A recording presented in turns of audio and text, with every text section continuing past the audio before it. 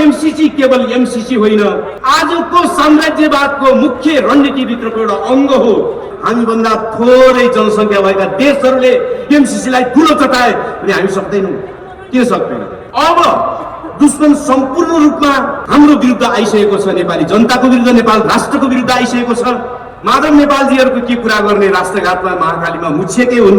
केपी ओलीहरूको के कुरा गर्ने? ती चटल देखाउने काम बाहेक केही पनि गरिरहेका छैनन्। म एकपटक नारायण काजी र गिरिराज बर्नी पोखरेललाई भन्न चाहन्छु, पञ्चायत कालदेखि आफू मर्दाखेरि लास समेत देशभित्र भित्राउन नदिएका मधेसका होनहार योद्धा जय गोविन्द शाहहरूको रगत र पसिनाले बनाएको त्यो पार्टी, त्यो जनमत, निर्मल लामाहरूले बनाएको रगत पसिनाले बनाएको त्यो पार्टी, त्यो जनमत, दिवाकर भुषालहरूले बनाएको त्यो पार्टी, त्यो जनमत, तपाईहरूले संसदीय स्वार्थका निम्ति केपी ओलीको पाउमा नेकपा बनाएर बुझाउनु भयो। त्यो अपराधको हिसाब ती जनताले गर्न बाँकी छ। माओवादी केन्द्रले गरेको राष्ट्रघातसँग तपाईहरूले सम्बन्ध विच्छेद गर्नु भएन भने तपाईहरूको त्यो प्राण तत्त्व पनि सकिनेछ र तपाईँ कतैको निम्ति, कुनै देशभक्तको निम्ति, कुनै जमातको निम्ति लायक हुनुहुने छैन।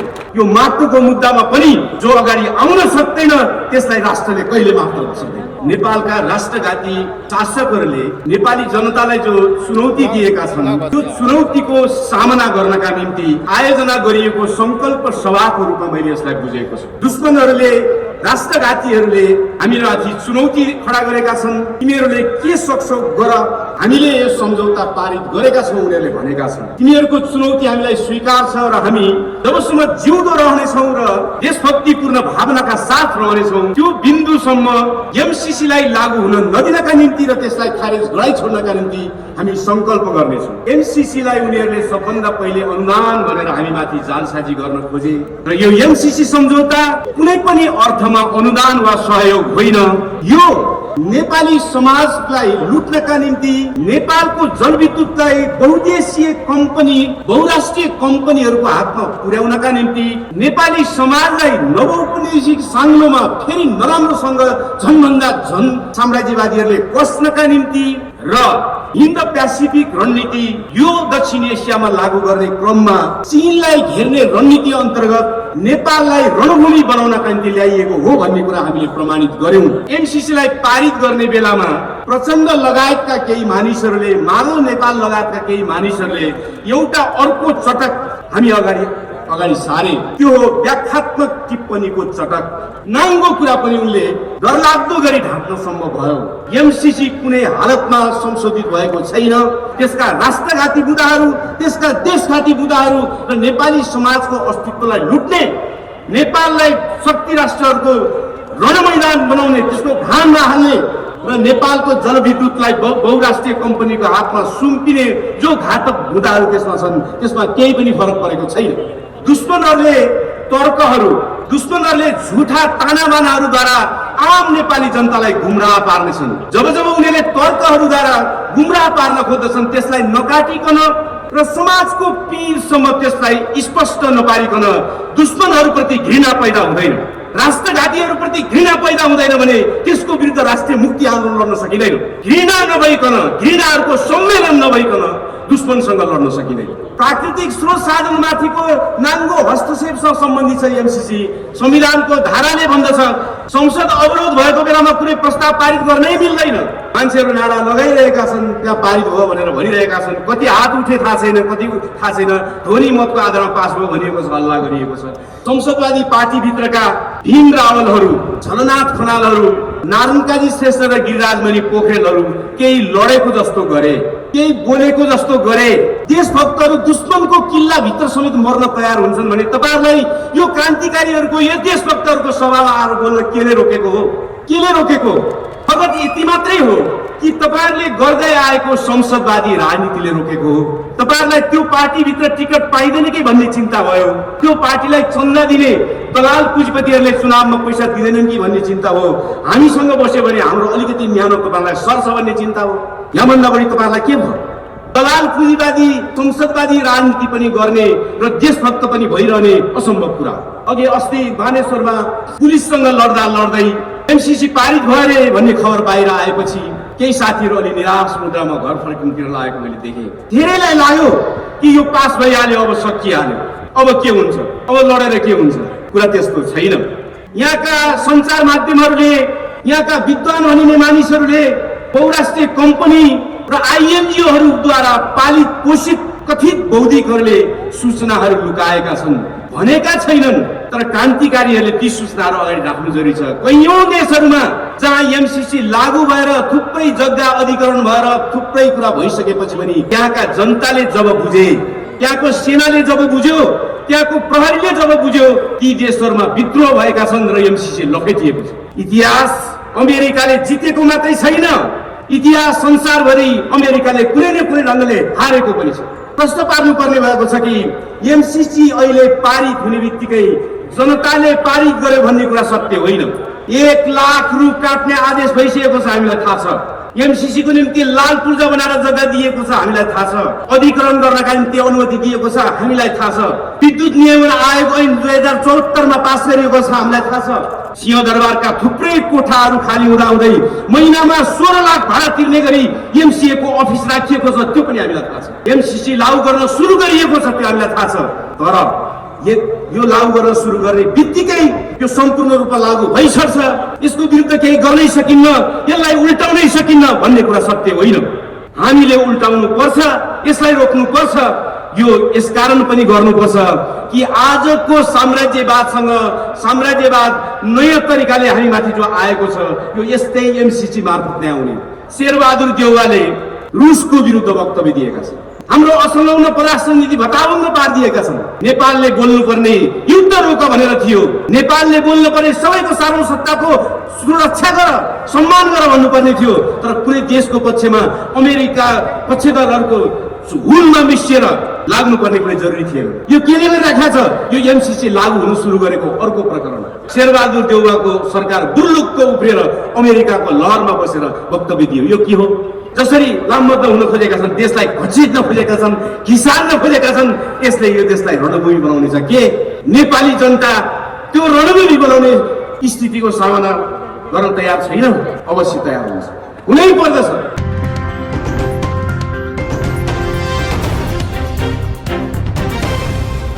यो विरोध सभाको अध्यक्षता गरिनुभएका कमरेड बाँकी र 2वटा मोर्चाका प्रमुख कमरेडहरू र यहाँ उपस्थित सबै मित्रहरूलाई सबभन्दा पहिले म हार्दिक अभिवादन गर्न चाहन्छु। यो सभालाई मैले संसदबाट एमसीसी पारित गरिसकेपछि नेपाली जनतालाई उनीहरूले जुन चुनौती दिएका छन्, अमेरिकी साम्राज्यवादसँग मिलेर नेपालका राष्ट्रघाती शासकहरूले नेपाली जनतालाई जो चुनौती दिएका छन्, त्यो चुनौतीको सामना गर्नका निम्ति आयोजना गरिएको संकल्प सभाको रूपमा मैले यसलाई बुझेको छु। दुश्मनहरूले, राष्ट्रघातीहरूले हामीमाथि चुनौती खडा गरेका छन्। तिमीहरूले के सक्छौ गर, हामीले यो सम्झौता पारित गरेका छौँ उनीहरूले भनेका छन्। हामीले आजको यो सभा मार्फत 6 पार्टी, 2 मोर्चा र देशलाई माया गर्ने सम्पूर्ण देशभक्तहरूले एउटा संकल्प गर्नु जरुरी छ कि तिमीहरूको चुनौती हामीलाई स्वीकार छ, तिमीहरूको चुनौती हामीलाई स्वीकार छ र हामी जबसम्म रहनेछौँ यो देशमा, जबसम्म जिउँदो रहनेछौँ र देशभक्तिपूर्ण भावनाका साथ रहनेछौँ, त्यो बिन्दुसम्म एमसीसीलाई लागू हुन नदिनका निम्ति र त्यसलाई खारेज गराइ छोड्नका निम्ति हामी संकल्प गर्नेछौँ। यो आजको सभालाई मैले त्यसरी बुझेको छु। तपाईहरुको बीचमा मैले 5वटा कुरा राख्नेछु संक्षिप्तमा। पहिलो कुरा, एमसीसीलाई उनीहरूले सबभन्दा पहिले अनुदान भनेर हामीमाथि जालसाजी गर्न खोजे। हामीले विभिन्न तथ्यहरू मार्फत नेपालका बौद्धिकहरू, नेपालका देशभक्तहरू र क्रान्तिकारीहरूले अमेरिकाको आईपीएस को रिपोर्टदेखि 2004 मा अमेरिकाले बनाएको कानुनदेखि सबै चीजहरूलाई अगाडि ल्याएर राख्यौं र यो एमसीसी सम्झौता कुनै पनि अर्थमा अनुदान वा सहयोग होइन। यो नेपाली समाजलाई लुट्नका निम्ति नेपालको जलविद्युतलाई बहुदेशीय कम्पनी बहुराष्ट्रिय कम्पनीहरूको हातमा पुर्याउनका निम्ति नेपाली समाजलाई नवौपनिवेशिक साङ्लोमा फेरि नराम्रोसँग झनभन्दा झन साम्राज्यवादीहरूले कस्नका निम्ति र हिन्द प्यासिफिक रणनीति यो दक्षिण एसियामा लागू गर्ने क्रममा चीनलाई घेर्ने रणनीति अन्तर्गत नेपाललाई रणभूमि बनाउनका निम्ति ल्याइएको हो भन्ने कुरा हामीले प्रमाणित गर्यौं। त्यसपछि नै नेपाली देशभक्त जनताको यस विषयमा ध्यान बढ्दै गयो र आन्दोलनको वातावरण बन्दै गयो। अहिले फेरि एमसीसीलाई पारित गर्ने बेलामा प्रचण्ड लगायतका केही मानिसहरूले, माधव नेपाल लगायतका केही मानिसहरूले एउटा अर्को चटक हामी अगाडि सारे। त्यो हो व्याख्यात्मक टिप्पणीको चटक। त्यो व्याख्यात्मक टिप्पणीको चटक मैले किन गरेँ भनेर पत्रकार सम्मेलनमा भन्ने बेलामा प्रचण्डले भने, म त 1.5-2 साल अगाडि नै सामान्य संकल्प प्रस्ताव राखेर पास गर्ने पक्षमा थिए, तर केपी ओलीले मानेनन्। न त त्यति बेलै भइसक्थ्यो, पछि मात्रै उनले नमानेपछि गिजोलिएको हो र म यो व्याख्यात्मक घोषणामा आइपुगेको हो। र उनले एउटा ठुलो झुट त्यति धेरै पत्रकारहरूका अगाडि बोले कि भियना कन्भेन्सन 1969 को भियना कन्भेन्सनमा यो व्यवस्था छ कि कुनै एउटा देशले आफू खुसी व्याख्यात्मक टिप्पणी राख्यो भने त्यो अन्तर्राष्ट्रिय कानुन सरह नै मानिन्छ भनेर लेखिएको छ भनेर एउटा ठुलो झुट बोले। म नेपालका वकिल साथीहरू, नेपालका कानुनका विद्वान साथीहरू खुलेर यसको विषयमा बोल्दिनका निम्ति म अनुरोध गर्न चाहन्छु कि भियना कन्भेन्सनको कुनै पनि टिपोटमा, कुनै पनि बुदामा, कुनै पनि प्रोटोकलमा त्यो व्यवस्था छैन। किनकि आज गुगलमा एक क्लिक गर्ने बित्तिकै भियना कन्भेन्सनका सबै बुदाहरू आइपुग्छन्। त्यो कुनै ढाँटेर ढाँटिने कुरा होइन।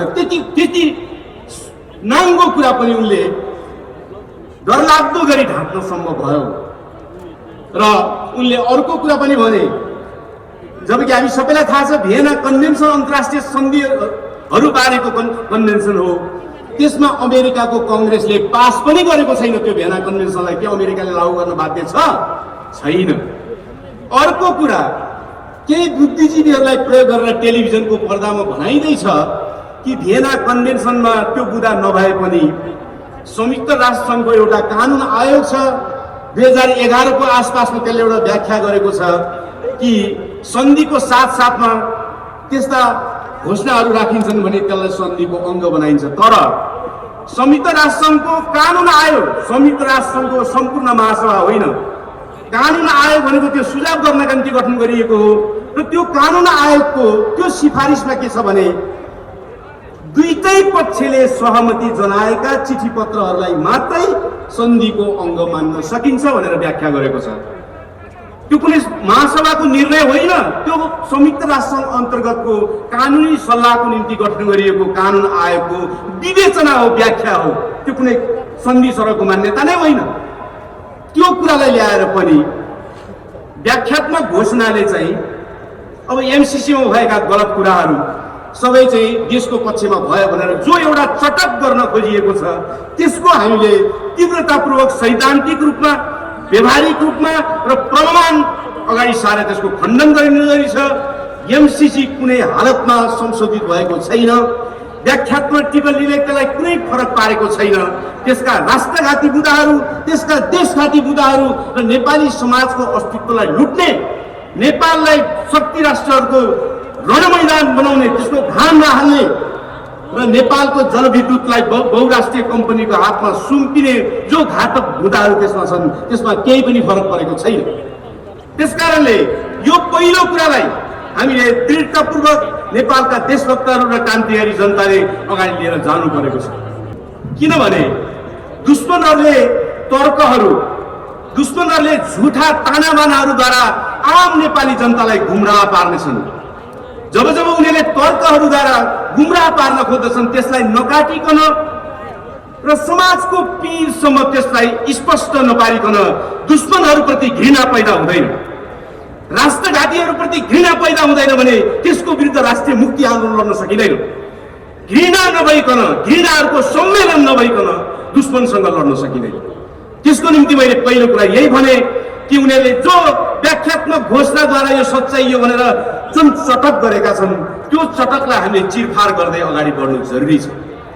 दोस्रो कुरा, यो एमसीसी को प्रकरणले राष्ट्रघाती काम मात्रै गरेको छैन कि यसले दोस्रो काम पनि गरेको छ।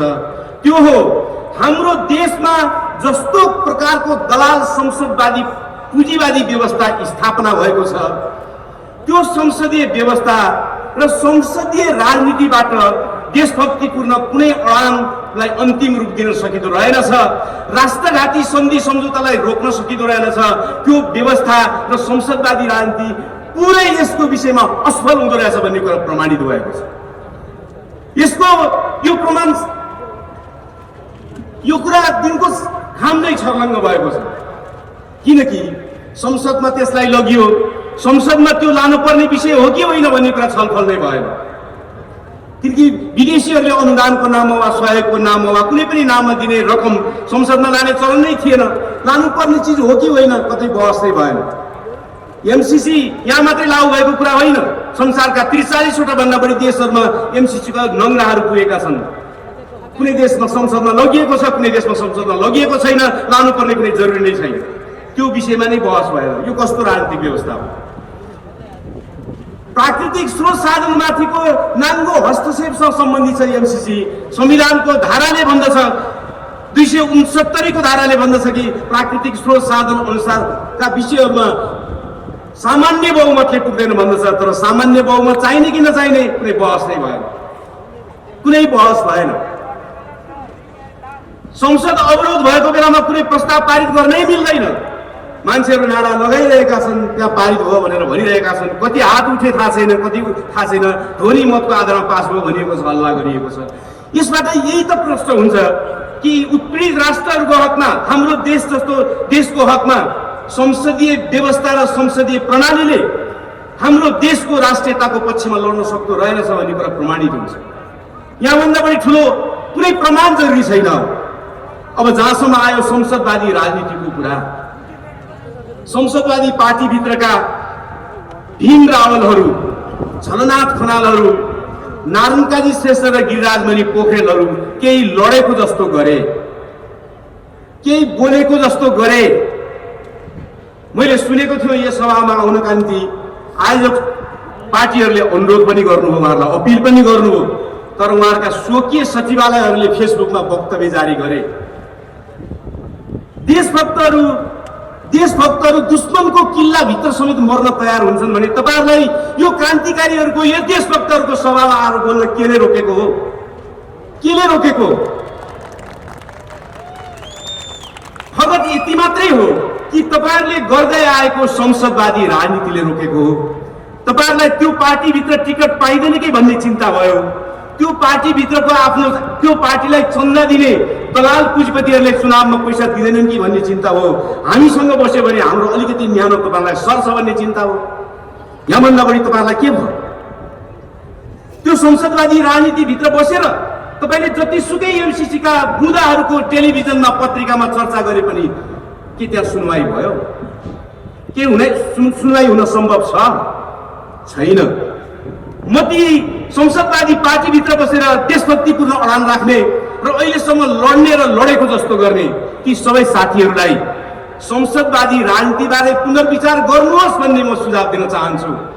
किनकि आजको दुनियाँमा दलाल पुँजीवादी शासन, दलाल पुँजीवादी संसदवादी राजनीति पनि गर्ने र देशभक्त पनि भइरहने असम्भव कुरा हो। त्यो दुईटै सँगसँगै अब जान सक्दैनन्। त्यो दुईटै सँगसँगै अब जान सक्दैनन्। यो दोस्रो विश्वयुद्धभन्दा अगाडिको जमाना होइन, नरोत्तम सिंहानुको जमाना होइन। आज देशको रक्षा गर्ने देशभक्तिपूर्ण भावना र क्रान्तिकारी राजनीति एक ठाउँमा आयो भने मात्रै सम्भव छ। संसदवादी पुँजीवादी राजनीति र देशभक्तिपूर्ण अडान एक ठाउँमा बस्न सम्भव छैन। म भीम रावलजीहरूलाई त धेरै भन्न चाहन्न। माधव नेपालजीहरूको के कुरा गर्ने? राष्ट्रघातमा महाकालीमा मुछिएकै हुन्। केपी ओलीहरूको के कुरा गर्ने? ती चटल देखाउने काम बाहेक केही पनि गरिरहेका छैनन्। म एकपटक नारायण काजी र गिरिराज बनी पोखरेललाई भन्न चाहन्छु, पञ्चायत कालदेखि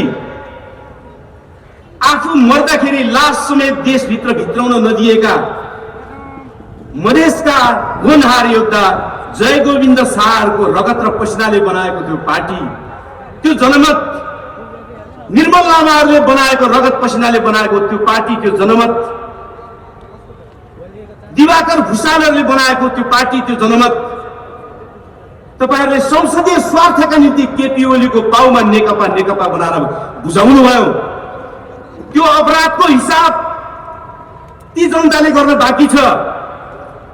अब एउटा तपाईहरुसँग चान्स बाँकी छ, समय बाँकी छ कि तपाईहरुको एउटा अन्तिम प्राण तत्त्वको रूपमा बाँकी रहेको राष्ट्रिय स्वाधीनताको मुद्दा जो तपाईहरु लगातार फलाक्दै आउनु भएको थियो, यसपल्ट माओवादी केन्द्रले गरेको राष्ट्रघातसँग तपाईहरुले सम्बन्ध विच्छेद गर्नु भएन भने तपाईहरुको त्यो प्राण तत्त्व पनि सकिनेछ र तपाई कतैको निम्ति, कुनै देशभक्तको निम्ति, कुनै जमातको निम्ति लायक हुनुहुने छैन।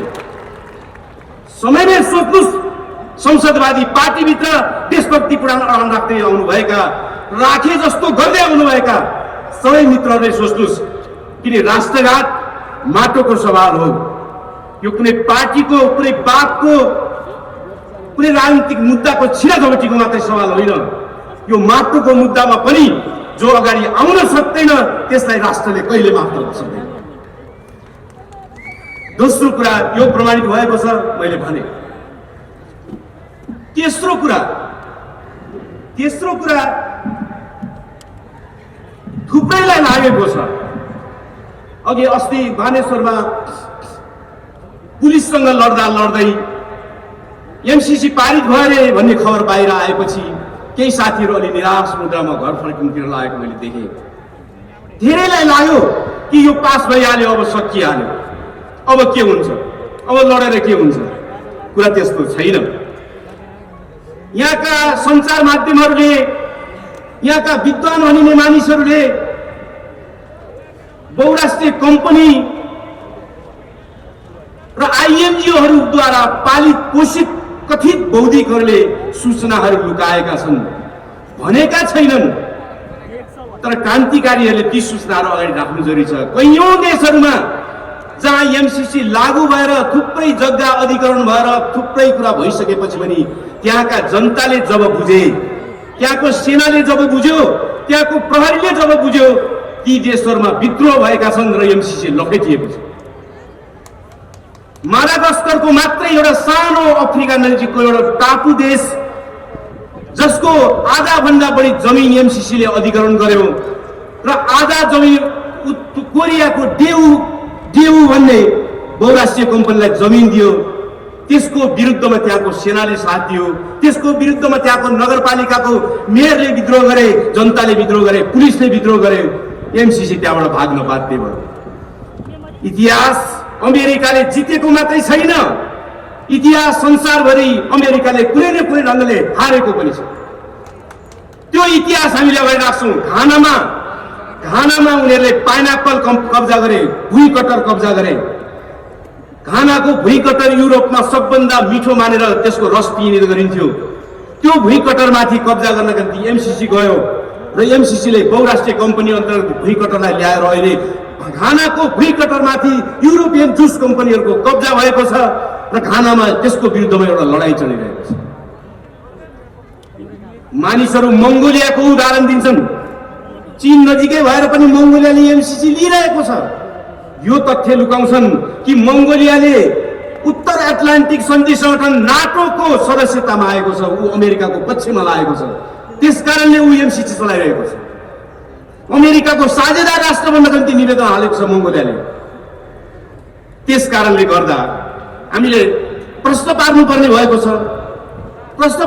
भएको छ कि एमसीसी अहिले पारित हुने बित्तिकै जनताले पारित गर्यो भन्ने कुरा सत्य होइन। एमसीसी पारित भएपछि हामीलाई थाहा छ, एमसीसी पारित भएपछि मात्रै लागू गर्न सुरु गरिएको होइन। 1 लाख रु काट्ने आदेश भइसकेको छ, हामीलाई थाहा छ। एमसीसी को निम्ति लाल पूर्जा बनाएर जग्गा दिएको छ, हामीलाई थाहा छ। अधिग्रहण गर्नका निम्ति अनुमति दिएको छ हामीलाई थाहा छ। विद्युत नियमन आयोग ऐन 2074 मा पास गरिएको छ हामीलाई थाहा छ। सिंहदरबारका थुप्रै कोठाहरू खाली हुँदाहुँदै महिनामा 16 लाख भाडा तिर्ने गरी एमसीए को अफिस राखिएको छ, त्यो पनि हामीलाई थाहा छ। एमसीसी लागू गर्न सुरु गरिएको छ, त्यो हामीलाई थाहा छ। तर यो लागू गर्न सुरु गर्ने बित्तिकै यो सम्पूर्ण रूपमा लागू भइसक्छ, यसको विरुद्ध केही गर्नै सकिन्न, यसलाई उल्टाउनै सकिन्न भन्ने कुरा सत्य होइन। हामीले उल्टाउनु पर्छ, यसलाई रोक्नु पर्छ। यो यसकारण पनि गर्नुपर्छ कि आजको साम्राज्यवाद नयाँ तरिकाले हामी माथि जो आएको छ यो यस्तै एमसीसी मार्फत नै आउने। यो आजको युगको साम्राज्यवादको नयाँ तरिका हो, नयाँ तरिका हो। यो नयाँ तरिकासँग लड्नका निम्ति हामीले साम्राज्यवादका विरुद्ध राष्ट्रिय मुक्ति आन्दोलनको एउटा नयाँ चक्र अब सुरु गर्नुपर्छ। यो देशको मात्रै हुने छैन, यो संसारभरिको आन्दोलनको एउटा अङ्ग हुनेछ। युक्रेनले पनि 12 वर्ष अगाडि त्यसरी नै सोचेको थियो, सन्तुलित कूटनीति, नेटोमा जाने, अमेरिकाले भनेको मान्ने, त्यसरी नै सोचेको थियो। आज जसरी शेरबहादुर देउवाले रुसको विरुद्ध वक्तव्य दिएका छन्, हाम्रो असंलग्न परराष्ट्र नीति भताभङ्ग पारिदिएका छन्। नेपालले बोल्नुपर्ने युद्ध रोक भनेर थियो, नेपालले बोल्नुपर्ने सबैको सार्वभौमसत्ताको सुरक्षा गर, सम्मान गर भन्नुपर्ने थियो। तर कुनै देशको पक्षमा अमेरिका पक्षधरहरूको हुलमा मिसिएर लाग्नुपर्ने कुनै जरुरी थिएन। यो केले गरिराखेको छ? यो एमसीसी लागू हुन सुरु गरेको अर्को प्रकरण हो। नेपालले अहिलेसम्म त्यस्तो कुनै वक्तव्य दिएको थिएन संसारका युद्धहरूमा। नेपालले जहिले पनि असंलग्न परराष्ट्र नीति लिएको थियो। तर पहिलोचोटि एमसीसी पारित भएको 1 हप्ता बित्न नपाउँदै अमेरिकासँगै, जहाँ भारत र चीन जस्ता मुलुकहरू खामोश छन्, तटस्थ छन्, त्यहाँ शेरबहादुर देउवाको सरकार बुर्लुक्क उफ्रिएर अमेरिकाको लहरमा बसेर वक्तव्य दियो। यो के हो? यो 12 वर्ष अगाडि युक्रेनले थालेको चक्र जस्तै।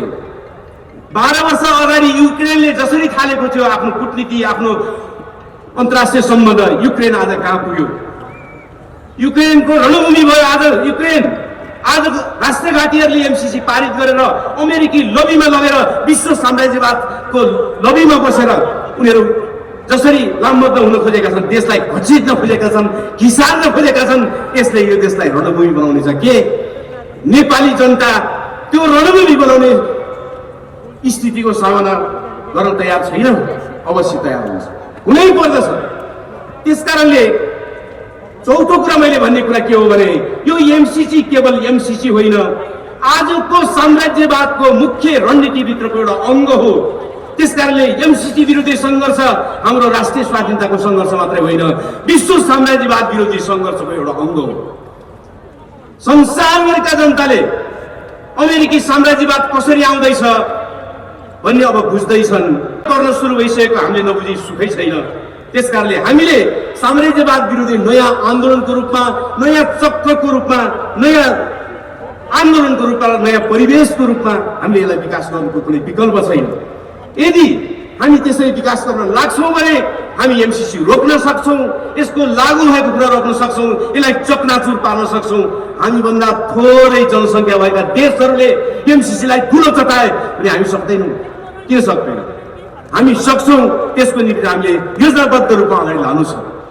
र अन्तिममा म तपाईँहरूसँग एउटा कुरा गरेर बिदा हुन्छु। त्यो के भने हामीले केही त्रुटिहरू पनि गरेका छौँ। हामी क्रान्तिकारीहरूले, हामी देशभक्तहरूले यो बीचमा केही त्रुटिहरू गर्यौँ। हामीले 1.5 वर्ष अगाडिदेखि नै एमसीसी को विरुद्ध केन्द्रित आन्दोलनहरू सुरु गरेकै हो। विभिन्न मोर्चाबन्दी पनि हामीले बनाएकै हो। तर हामीले त्यसलाई निरन्तरता दिन सकेनौँ। यो कुरा सत्य हो। हामीले निरन्तरता दिन सकेनौँ, त्यसलाई परिमार्जन गर्न सकेनौँ र त्यसलाई देशव्यापी तल्लो तहका जनतासम्म हामीले पुर्याउन सकेनौँ, जसको कारणले देशका सचेत तबका त अलिकति उठ्यो, तर देशको पीडमा रहेको दैनन्दिन श्रममा मात्रै बाँच्नुपर्ने त्यो श्रमिकहरूको विशाल करोडौँको फौजलाई हामीले यो कुरा पुर्याउन सकेनौँ। यसमा हामी आत्मालोचित हुनुपर्छ र अहिले हाम्रो रणनीतिलाई हामीले परिमार्जित गर्न सक्नुपर्दछ। किन क्रान्तिकारीहरू अगाडि बढ्न तयार हुन्छन्, मर्न तयार हुन्छन् मात्रै होइन, उनीहरू आफ्ना गल्तीहरूबाट सिक्न तयार हुन्छन्। त्यो पनि क्रान्तिकारीहरूको गुण हो, देशभक्तहरूको गुण हो। यो बीचमा हामीले जो त्रुटि गर्यौं, त्यो त्रुटिले हामीलाई एमसीसी को विरुद्धमा जुन उचाइको आन्दोलन बनाउन सम्भव थियो, बन्दै गएको थियो, त्यसलाई केही न केही हामीलाई असर पर्यो। मित्रहरू, अब दुश्मन सम्पूर्ण रूपमा हाम्रो विरुद्ध आइसकेको छ। नेपाली जनताको विरुद्ध, नेपाल राष्ट्रको विरुद्ध आइसकेको छ।